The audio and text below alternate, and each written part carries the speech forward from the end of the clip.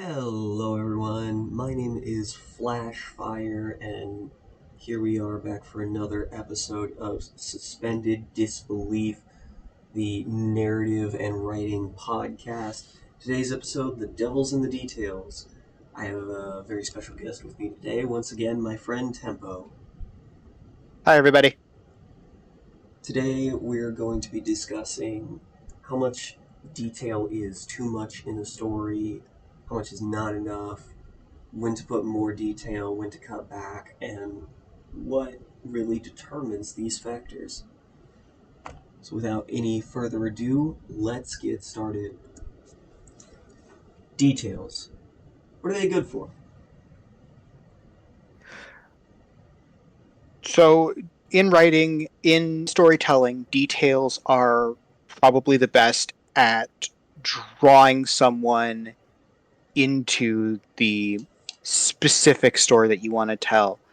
Um, I so when you tell a story and you say, "Oh, there was a dog there," everybody's going to have a different version of that dog. But when you say, Uh, there was a small brown dog panting in the heat on the side of the road. Well, now there's a road. Now it's hot. Now you know what the dog looks like, and you really know like what the scene is. Storytelling is like trying to share a story with someone else. So the more details you have, the more you're sharing specifically what you want with them. So, the benefit is specificity, you'd say. I Yes. Alright, I feel like that's a very good summary of the use of details in stories and what details are important for.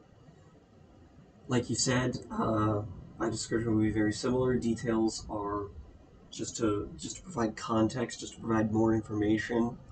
Details are what you want the reader to know at any given moment. So the question now becomes, when is it too much? I It's a rough thing to say because when it comes to details, you can there's a balance to be struck between going on and on and on and on about one particular thing and then just moving on with the action.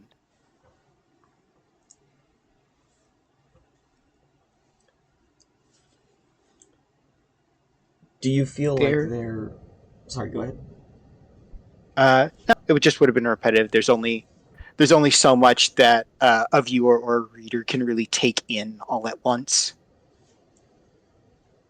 Do you feel like there's a hard line for when there's too much detail? Because I know when I'm writing, it's very much easy for me to look at a length and be like, oh, if this explanation is going on longer than a paragraph, I probably need to cut it short.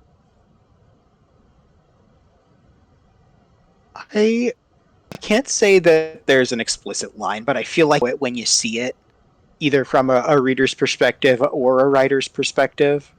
So it's a contextual thing. Yeah. All right. What about at the beginning of a story when you're trying to set the scene? Um, this is a very common thing in fantasy books, but I've seen it in a few sci-fi books as well. It's pretty common that an author, when they're first opening up a book, will just go on for pages about the setting itself, right? Like a prominent example, Wheel of Time. Wheel of Time does it in a very artistic way, but every book opens up describing the wind, and the wind carries through elements of the world, and it's basically just dumping information on the reader in the context of the wind just carrying through this world. So honestly, I don't think it's that good an idea to just dump all of the exposition about the world that you're in like right at the start. Most of what I like tends to start with like a room and then the world sort of explodes from there. You know what I mean? Blooms maybe would be a better thing. Yeah. Like That style is typically most often used with not necessarily the fish out of water trope, but a very similar type of protagonist. Having a perspective character who's unfamiliar with the larger world so that you can learn about the world through the eyes of that character. yeah. Um One of my favorite book series ever, The Mythadventures of Oz and Skeev. It starts with the main character Skeev. He's basically in a cabin. He's training to do a very simple magical thing, lifting lifting a feather, keeping it from dropping in the air, and it's very in detail about the feather and the candles on the table, and it's all about drawing you into being in the moment with Skeev rather than in this humongous world with Skeev. Was Professor Flitwick giving Skeeve good advice on swish and flicking his wand? No, he was actually the the bit with the in it was the uh, feather was made of a living material, so it was actually extremely reactive to magic. So the if he like pushed too hard with it, the feather would just get sent flying to the other side of the room rather than just like setting, swirling gently in the air. See, now that's a very interesting detail to include, because that almost feels like a Chekhov's gun, right? Uh, Sort of. It's mostly to set up. Yeah, I haven't so much been practicing with the flower. I have been practicing with little metal keys because I want to use magic to steal things. Hmm. Uh, So characters like starts off as a thief. yeah, he wants to be a thief and he only really wants to use magic for thievery. Uh, but he's started learning magic because he tried to rob the wizard. Uh, and one of the starting bits is actually like them just having an argument. Do you still want to use the magic I'm teaching you to become a thief? And Skeev's answer is, well, why would I want to live in a crappy little cabin and eat nothing but like wild birds that I've been catching for you? It's a fun way to start a magical series. Yeah, for sure. It's I'm not gonna say untraditional, but it's a slight deviation from kind of the expected norm for a protagonist. Yeah. Uh, the it's so apparently in the 80s like apprentice magic apprentice plots were pretty popular. I can see why. There's definitely a lot of very prominent materials from that time that follow that. Yeah, but yeah, no, it's one of my favorite series ever. I basically got the collection of the first four books in high school, dug straight through that, and now uh I've got like 12 or 11 uh other books of the series. But uh uh what about you? What so where do you draw the line when it comes to uh exposition or because I know Wheel of Time's crazy popular. I haven't read it myself. So for me, the line is honestly different for me depending on whether I'm reading or writing. Mm. When I'm writing, like I said, I try to keep any out of character uh, descriptions or expositions within one paragraph. If it is narration that is explaining some element of world building, I try to keep that short. Try to keep it Mhm. just the relevant details, just what is specifically relevant to this moment. However, I give myself more leeway if it's in character, provided that it's presented organically. If it's a character talking about something because it's a topic they're excited about, like, you know, everyone, if they're not someone that does this themselves, they have a friend that does this. It's very common to just nerd out about a topic and just get really excited, and you might be going over details that would be considered general knowledge about the topic, Mm. but you're just so caught up in the excitement of talking about it that you're covering literally every base. That's a very natural thing to do.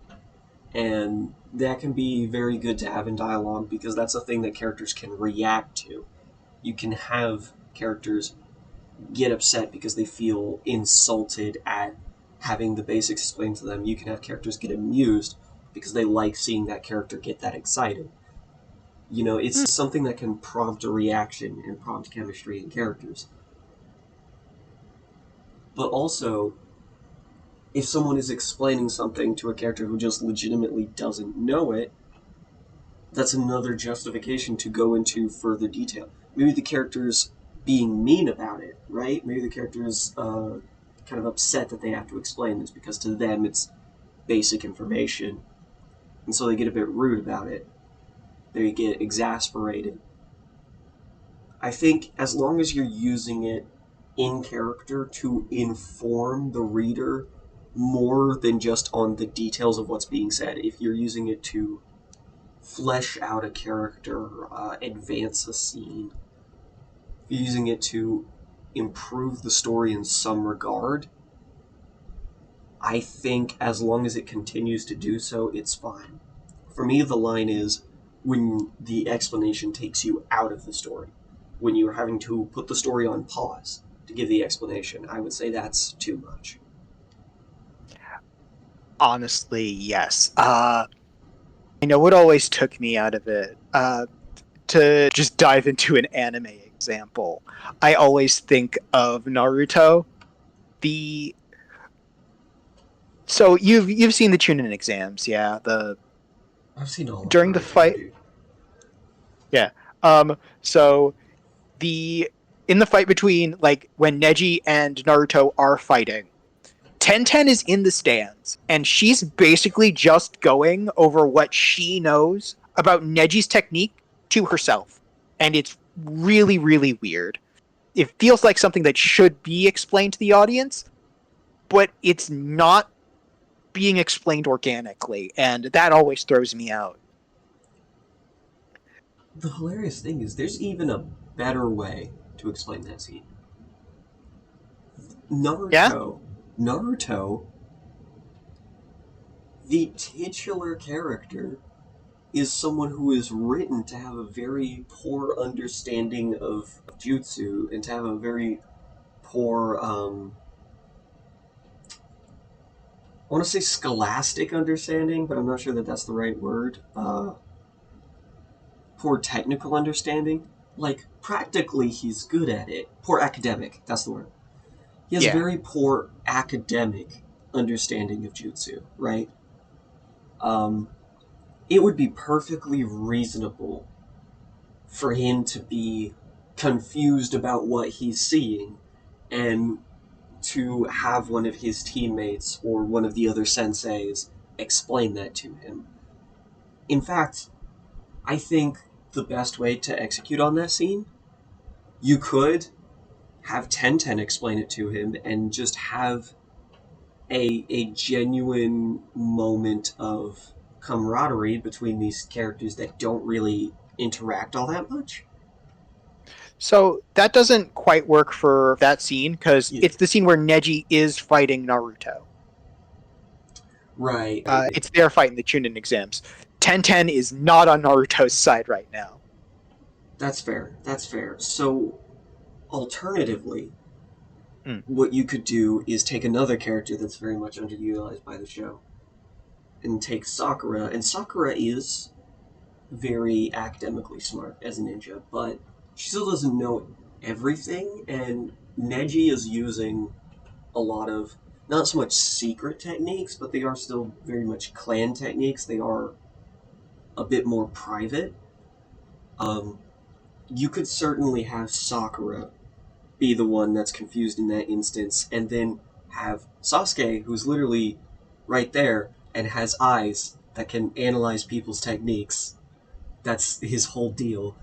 And have him explain that and actually have a moment between these two characters who, despite the show insisting on romantic tension between them, never interact that much. So I would actually say Hinata is a better choice for that. Uh, I think Hinata was recovered by that time, and she could easily be in the stands. Uh, Yeah, that honestly, that would be a better choice. Have Hinata explain it, because Hinata would have a vested interest in explaining it too, despite not being on their team, because she does like Naruto. yeah. Uh, but yeah, it when you just have a character like explain something to themselves, it means they already know it, which means that they don't need to mentally go through the explanation. Yeah, anime is pretty notorious for that. I At least Jujutsu Kaisen came up with a reason for it, I will say, where oh, go ahead. uh, in Jujutsu Kaisen, explaining the magic sort of creates a little miniature like promise that increases the power, and you can tell them the power to get the boost, or you can lie to them about the power, trick them, then tell them the rest of the power to get the boost when you're uh, ahead of the game. Uh, Everybody's favorite in Jujutsu Kaisen, Todo, will literally just lie about how his teleporting power works. Then, when he does it, explain it in full, and then just beat the ever loving crap out of the bad guy. That is a pretty fun gimmick. Another better use of the kind of internal power monologue trope that I've seen in anime that I consider less egregious. In My Hero Academia, Deku does that a lot. Deku has a lot of scenes where he will just be thinking about someone's power, but that's because he Mm. doesn't know how it works and he's trying to figure it out. And that has always registered to me better than just the explanation monologue of someone who does know. I think adding the kind of investigative element of piecing it together is a really fun way because it also seeds in the audience that there is room for error here, there is room for misinterpretation. The other person might not be seeing things correctly, might be making incorrect conclusions, and that can build tension in a lot of those battle scenes and scenes of conflict. Deku is a great example because uh, one, it's established really early on. He's an incredibly analytical character, but also it's sort of like the apprentice trope again because he doesn't really know how his powers work either for most of the like first half of the story. And not all, and he has to figure it out piece by piece how to do it so much percent and then how to do it all over his body, and he's constantly thinking about what he wants to do next and what his opponents can do. It's very good use of exposition and details to enhance the character rather than just like explaining a power for the sake of explaining a power. Exactly. And on that note, moving on towards better uses of it, we have the question, what's the balance? When do you explain and how much do you say? I'm most of my storytelling experience, saying I'm an aspiring writer is saying I'm an aspiring anything. It's talk in the wind, but I do like I spent the last like 2 years DMing games for both my online and real life friends. It's really a matter of emphasis when I do it. Um, if they're entering like this new grand place, giving them like the poetic detail is pretty useful in setting the mood in keeping in giving the group something to do. In giving the group like, okay, these are the things you can interact with, because in it's theater of the mind when I DM most of the time. So letting them know that there are things to interact with is important. Uh, but most of the time, I'm fairly sparse if it doesn't need to be. I oftentimes, because I can groups to very easily like fill in the blanks and even suggest things to fill in the blanks. But you can't really ask that of a reader or a viewer. I'm not entirely sure you can't ask that of a reader or a viewer. Um, there's a lot of stories where leaving questions unanswered is absolutely an intended element of the story.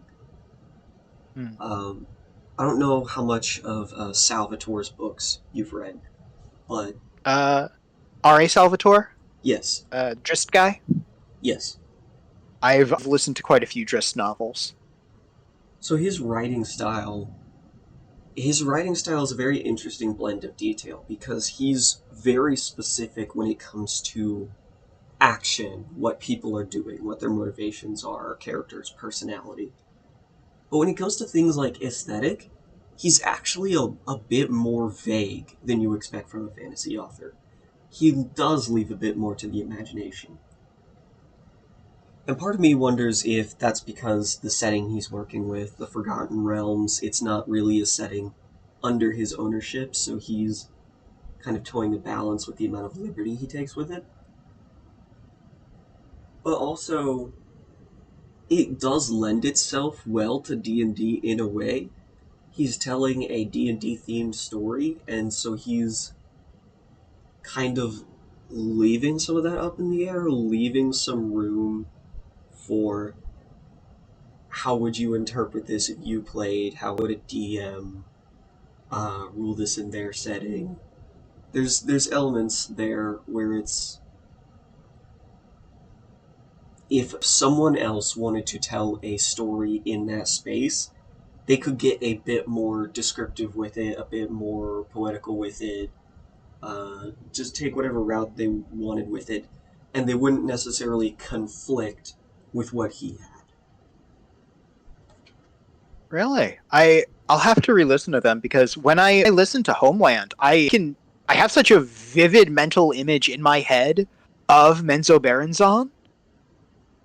It's I because he's very I recall a lot of descriptions of like, oh, there's almost no natural looking stone in Menzo Berenzon. These are the Dark Elves are beings that shape the world exactly how they want it. They don't let the natural stand when their design is perfect. Sure, and that is a description, but that's a description that informs more on the culture than the visual. Because, like, you can say there's Absolutely. no natural stone, but it's like, okay, what do their buildings look like? Right? Is it Mm. brutalist architecture? Are they shaping everything in like perfect blocks? Is it a twist on elvish architecture where it is uh, flowing, smooth, organic looking, but maybe dark elves make it a bit more jagged, a bit more precarious because their society is a lot more stringent. Hmm. Uh, there's still room to interpret the design aspects. The description there doesn't say the buildings are built on columns and palisades and buttresses or everything. It says the dark elves don't lead natural stone because they must shape everything in their image. Hmm. You can draw conclusions from that based on your understanding of dark elf culture, but the aesthetic is still kind of up to the imagination.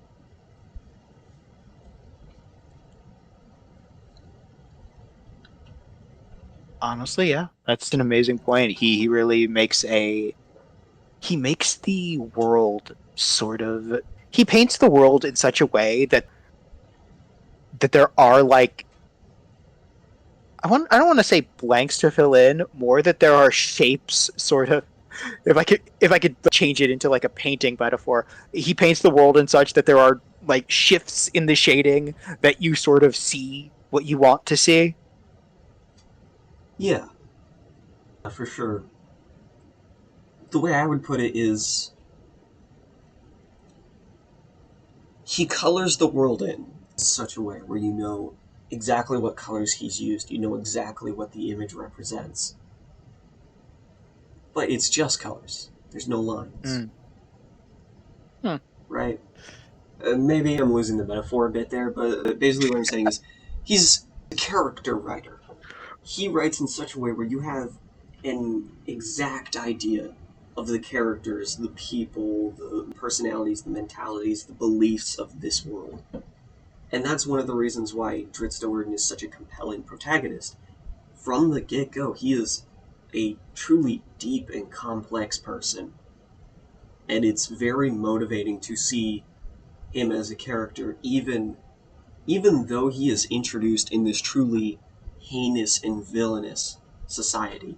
He is a very compelling person because you understand him on a very deep level. And that's not Mm. unique to Drizzt as a protagonist. That can be said for a number of characters.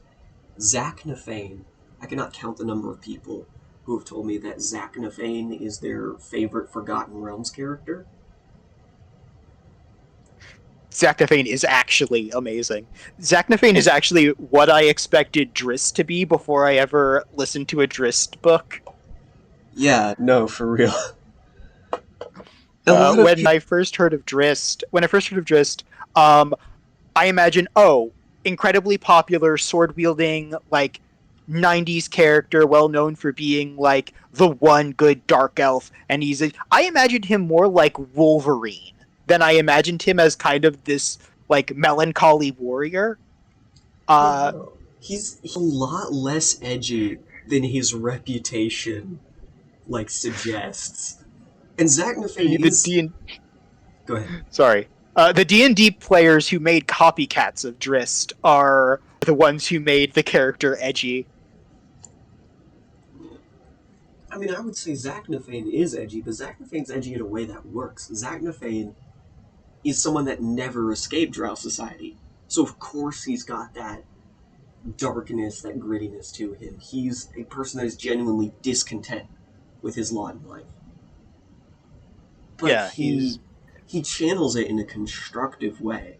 And that's one of the reasons why his character is so compelling. He's like, yeah, he's working for the bad guys and he knows it. He does not like his life. He does not like what he's doing.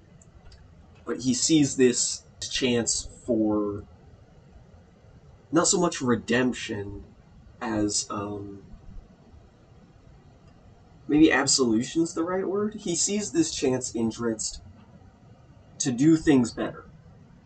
He sees a chance to create a future for his people that isn't the current state of things. And I love yes. that.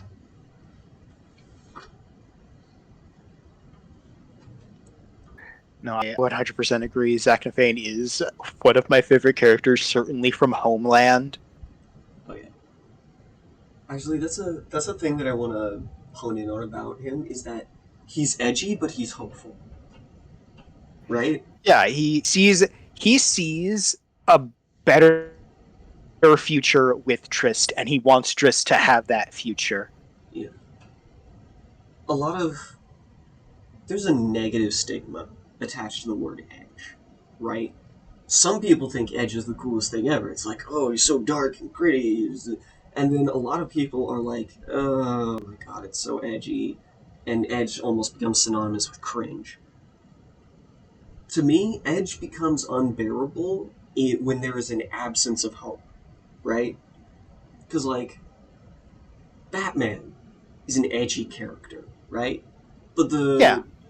like, I truly despise the Ben Affleck Batman. Not because of Ben Affleck. I think Ben Affleck is a perfect casting choice for Batman, but those films were written in such a way where Batman was almost a soulless character. He was just full of hatred and spite and ego.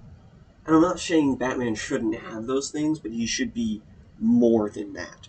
Batman did not believe in hope at all. And I'm Mm. sure people will make the argument about why the Martha scene was so compelling to them. And while I hear and understand that argument, the key difference there for me is that he did not actually believe anything different because Superman had a mother. It changed his perspective on Superman's personhood when that was the one part that never should have been in question. Right? So that Yeah. scene essentially fixes a problem that shouldn't have existed for the character. That Batman does not gain hope from learning that Superman has a mother. That Batman does not believe that the world will be a better place because Superman has a mother. The only thing that changes in his mind is the idea of him committing murder. Because Superman has a mother, Superman is a person, and now killing him would be murder, and I can't do that. Never mind the fact that I just mowed down 20 criminals in my HMG wielding super tank. Uh, that Batman is a depressing character. Contrast that, It's incredibly depressing. yeah, I just want to imagine. Join me in imagining a world where Cavill and Affleck do like the world's finest movie, and it's like an actual like hopeful, fun superhero story. I would love that. It would be the best thing in the world. Uh, I want to say, contrast that Batman with Robert Pattinson's Batman.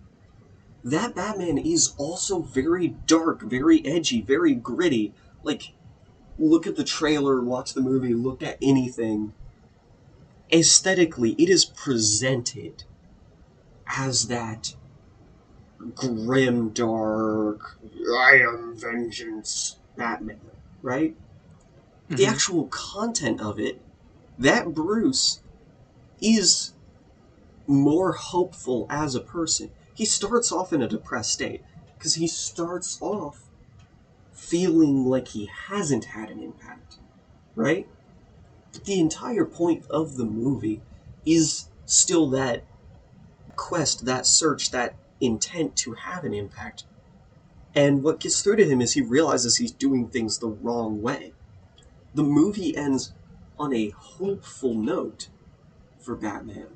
He's not hiding in the shadows, beating people to a pulp in that movie. He doesn't win by punching the problem in the face.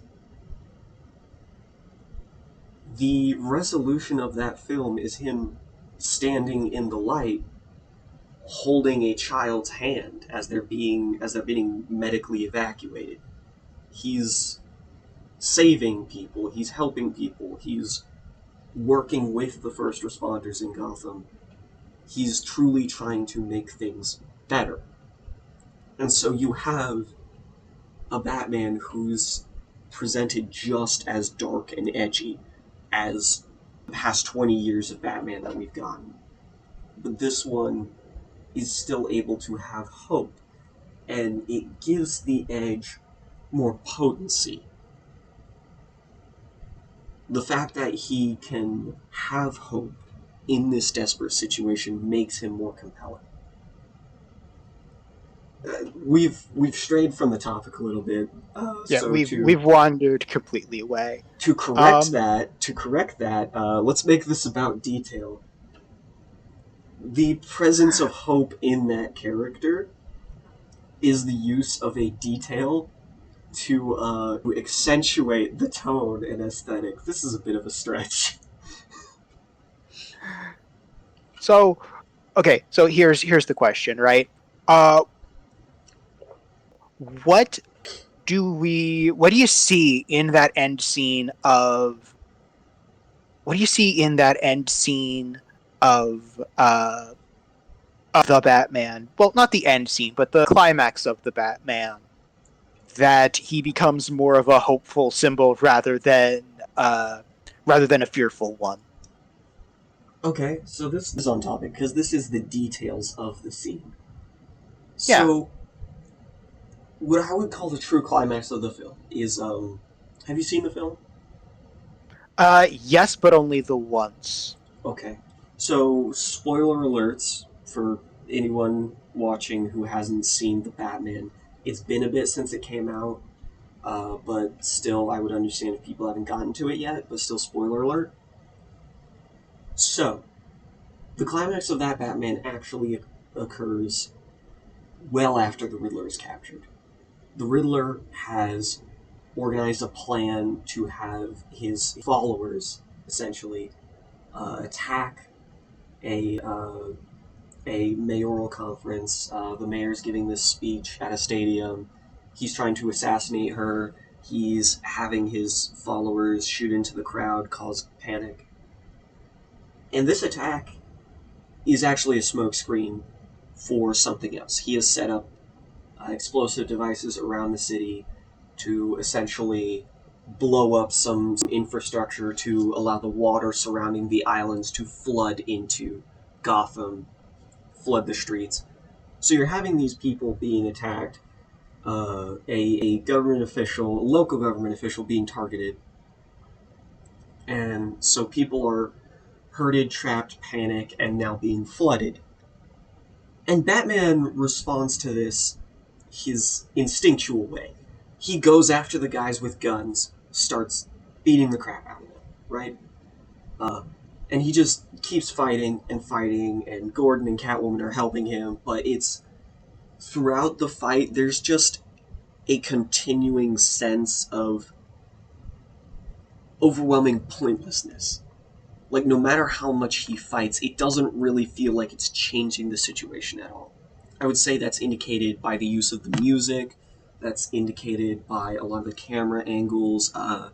Batman is often shot from a higher angle in that scene, making him look smaller.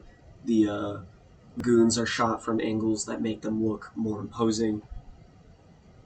And you even see Batman getting knocked down pretty badly several times during this fight, and he's getting knocked down pretty badly by normal people. This isn't Bane. This isn't the Joker. These are just goons dressed like the Riddler with shotguns.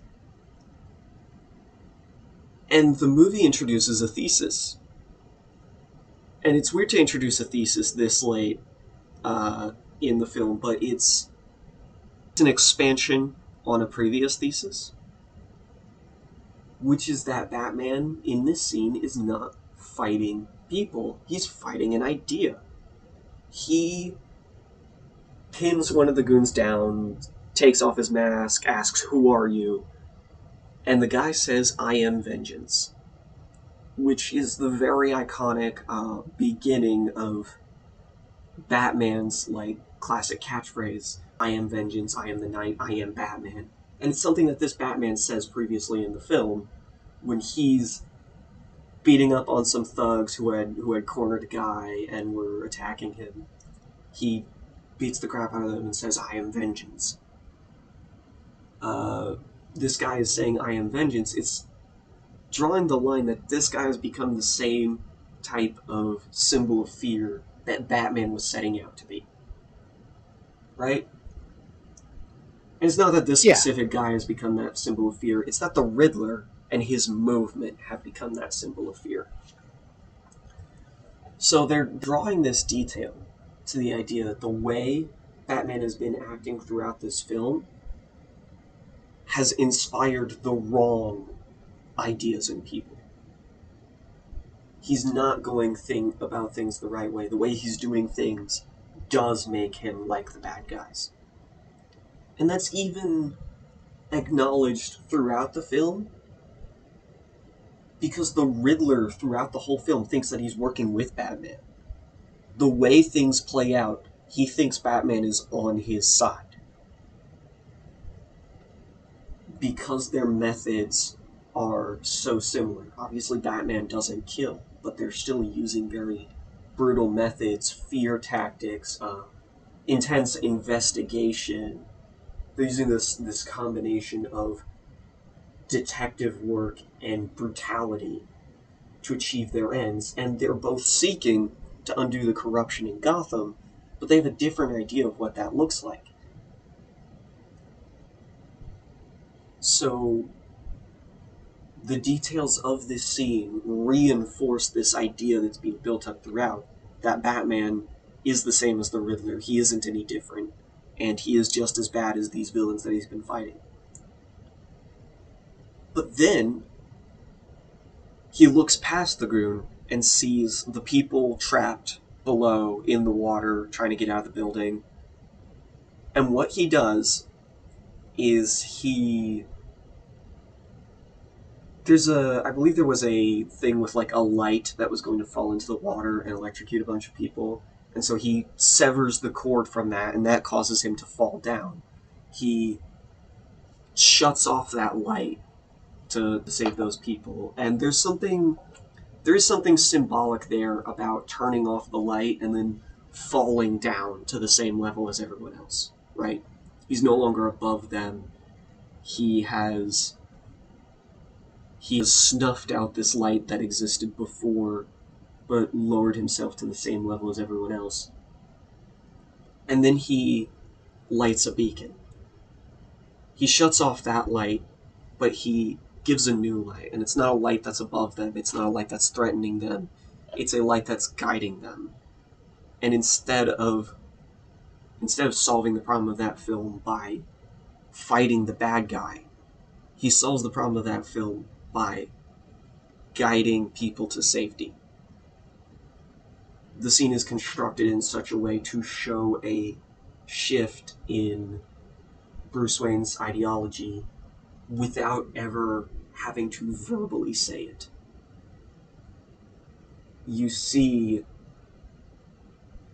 the rejection of his previous beliefs. You see that he sees the Riddler saying the Riddler goon saying I am vengeance, understands the connection to himself, and makes the decision, I need to do things differently. Goes down, helps the little people. That's what it's about. There's people trapped. There's water flooding in. People are pinned down. People are going to be drowned. They need a way out. So he lights the beacon and he starts leading people to safety. He starts getting people out of there. It's the details in that scene, the way that scene is constructed. Because Batman is still shot from that higher angle as he's leading people out. It still makes him look smaller. But he's not smaller by himself now. Because what that shot also does is it shows the people going through the water, flocking to him, following behind him.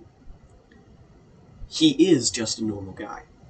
And there's a difference in the music in that scene. The music changes from this somber tone to this more powerful one in that moment. It shows him as small, but it shows him as small with everyone else, and it shows them getting bigger together.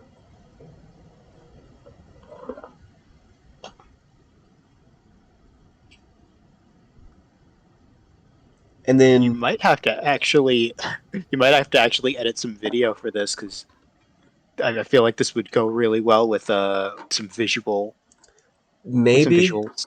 I'll have to be careful about it. I don't want a copyright claim. But then after that point in the film, you get another Bruce Wayne style monologue like you had at the beginning. But there's a difference in his verbal tone, too. He doesn't sound depressed anymore. He's still talking in his kind of low, contemplative voice, but there's more emotion in it than there was at the beginning. And this is props to Robert Pattinson's acting. I feel like he truly nailed that performance. I don't want to linger too much on the acting, but he does incorporate a lot of detail into the way he plays Bruce that complements the film. And then from that point on, the rest of the movie takes place in daylight. It is right outside. Batman's still in the Batman costume, still out helping people. He's lifting people out of rubble. He's finding people. He's working with police and firefighters and pararescue. He's not being a lone wolf anymore. He's working with the first responders to help people. And then the next time you see Batman shot from a lower angle is that scene where he's holding the kid's hand. There's a kid on a stretcher. He's about to be lifted up by a helicopter, but Batman's holding his hand, looking him in the eyes. Batman is being a source of comfort for this child, and that is the next time he is shot as powerful.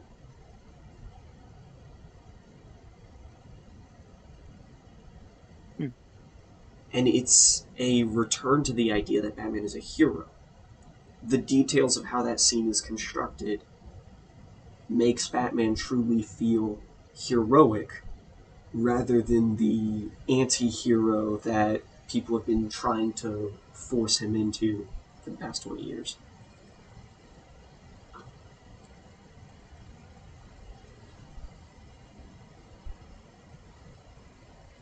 So that was all amazing. Excellent job on that. But I feel like we're still not really on what the slide says in this case. I feel like we've still missed a couple of not a couple of details, a couple of talking points. Right. Uh, So, did we ever cover when? um, the key point of this slide is what's the balance, right?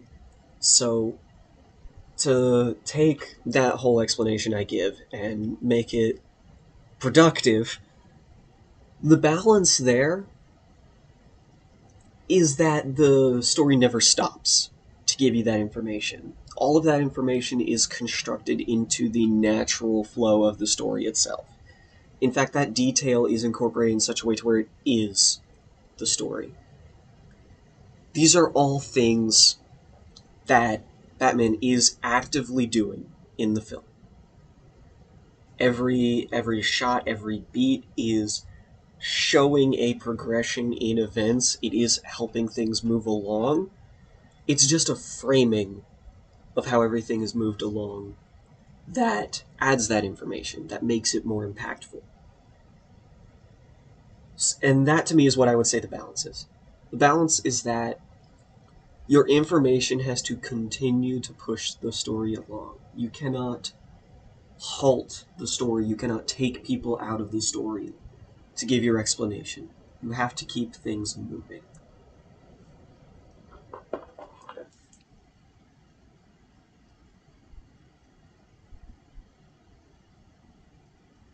Yeah, I would say so. The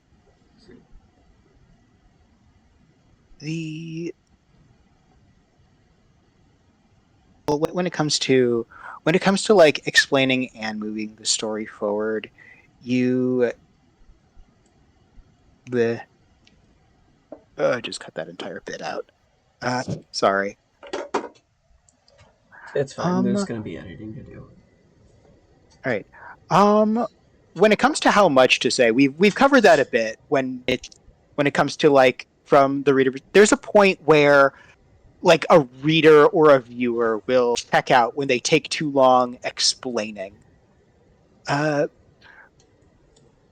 and you personally, as a writer, you prefer to like, oh, that explanation. You look at what you're writing. Well, that explanation took too long. I need to cut that out. Uh, do you ever find yourself getting like stuck when you're, well, I gotta tell them, but this paragraph's going to be the size of a page? Yeah, I do. I flesh out my world building on separate documents, and in my head a lot. I really, really plan out my worlds before I start writing in them, so I know every little detail about how they work. And that can be to my detriment sometimes because there are certainly moments where I want to explain something. And I have to ask myself, is this necessary information at this moment? Right? Where the opposite happens, I get to a moment where information is necessary to understand this scene, but it would feel clunky to give the information here. And so, in those moments, I have to ask myself, do I need to go back earlier and introduce this information somewhere else? Do I have to find another relevant point to introduce this information? Or do I have to leave the reader in the dark this scene and trust them to recall this scene when they get the information? Both are valid ways of doing things, right? I could just find an earlier spot where the information makes sense and it works, but that runs the risk of the scene feeling a little too technical. It can make the other scene worse for inserting that information where I didn't originally intend it. And so I have to be careful about how I insert information.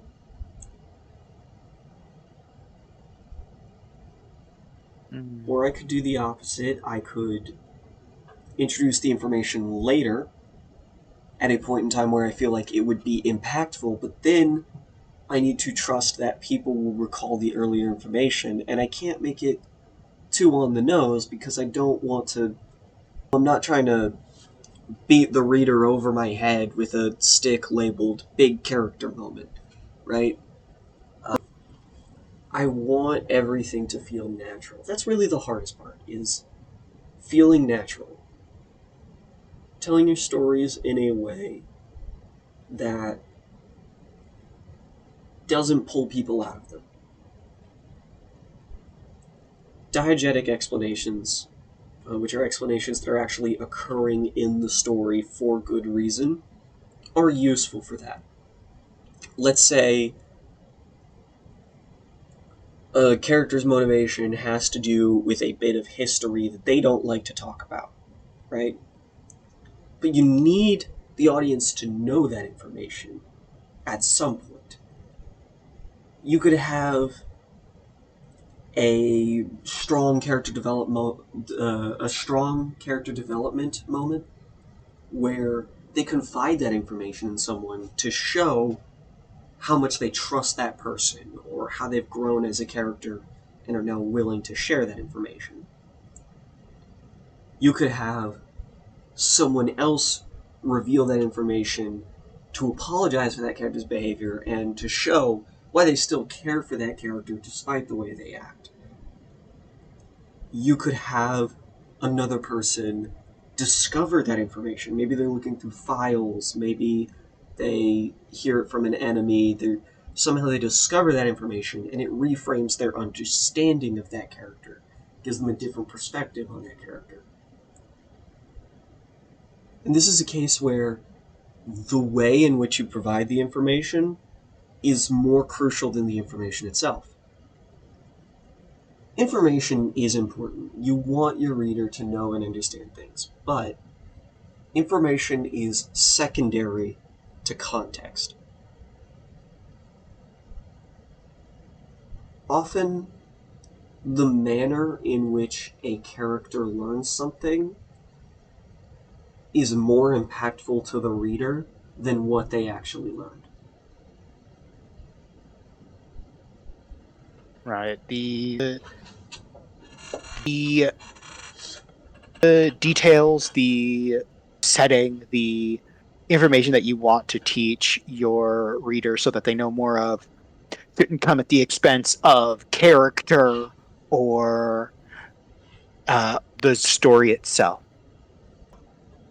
The biggest hurdle to And that, oh, go ahead. yeah, sorry, and the way that they learn the way that they learn that information speaks to the world that they're in, the story that they're going through, or the person that they are. Uh, and that allows you to teach while keeping the audience engaged. Exactly. A lot of times, the biggest hurdle to keeping that balance can just be not getting caught up in your own excitement. When you build a world, it's easy to get excited about, oh my gosh, this is so cool. I had so much fun coming up with this. And so you want to talk about it, right? Like I brought up that nerdy friend, which oftentimes in my circle, I am that person. Uh, Mm. but I brought up that nerdy We friend both that, are. yeah, it's. I feel like most people are, to some extent. Most people have something that they could just talk about forever. It's their favorite thing in the world. And so when you're writing, that impulse still exists. A topic that you really enjoy becomes relevant, and suddenly you want to gush in the story about this cool thing you made. And it takes a lot of restraint to not do that. It's very difficult to resist that impulse. I know writing max speed, a lot of times I get carried away with the powers. I like to base every power in max speed off of an actual scientific principle, right? I want the powers to be physics applicable. I want there to be. It's not exact science, right? Superpowers, Yeah. there's always an element of suspension of disbelief. But my belief is that if it's close enough, if it's on the right track, it encourages people to learn more about whatever it is that is, right? Or people who already know about it can appreciate how it's being used. That's my hope. My intent is to inspire that love of topic, this topic that's oftentimes handled in a very cold, academic. It's not always handled in the most interesting way. I want to inspire a genuine interest in that topic through the exploration of how fun that topic can be, how fun the utilization of this topic is. So when I'm writing max speed, it's easy to get carried away in just, this person has a power. I'm going to explain every little bit of this power. And I have to stop myself. I have to cut myself short. I have to be like, no, I need to explain the important parts of the power. And I need to do it in character, right? So my character has to actually reasonably figure out how this power works, right? It has to be a rational conclusion to jump to. I did in book three, I gave myself a little bit of a, not a free pass, but I gave myself a little bit of liberty to go deeper into the powers. Because there's a character in that book who has a large number of powers, and a big part of the conflict of that book is figuring out ways to counteract his powers. So in that book, I have Max on this research team that is looking into how his powers work to figure out ways to counteract them. And that was what I'm calling my free pass to myself. That was my opportunity to myself to actually just go nuts talking about powers for most of the book. But I think for that it's a fair I think for that it's a fair thing because like when the point is a research team trying to figure out counters, talking about the powers is part of the action. It helps build suspense as they struggle to figure out what to do in real time. yeah, And with it, I think the trick with it is to try and create a very strong like sense of character voice. Like, who are all of these people trying to figure it out, and making them each unique in the moment. Exactly. It informs on the characters there, and it still pushes the story forward, which is the key part, right? They're talking about the powers, but they're talking about the powers with the intent of doing something about it, and just figuring out the information, just gaining that understanding, proves productive because it is then immediately utilized by the people in the field. Finding those answers, figuring out that information is actively supportive to the events occurring. And so I had to set up that scenario for myself where I could have fun with the powers explanation and not stall the story in doing so. Speaking as one of your beta readers, I had a good bit of fun with that. I The tension in the fight with that character was really good, and cutting away from it for the discussions about power was really helped with that. Thank you. I really appreciate that. As of the time of this recording, the book is not out yet. The intent is to have it published by the time of posting this video, but we will see how that goes. Have to put my finger to my lip a bit. I don't want to accidentally spoil anything. All right. Do you have any final notes, final talking points before we close out the video? I guess the overall is make your exposition uh tie your exposition to the character experience. Don't get so caught up that you can't move your story forward without explaining every little detail. And use details to like ground your reader. Oh, Those are probably like big the big mo the big uh tips I have, I suppose. and don't spend 3 pages explaining Randall Thor's plate of food unless you actually have a reason to.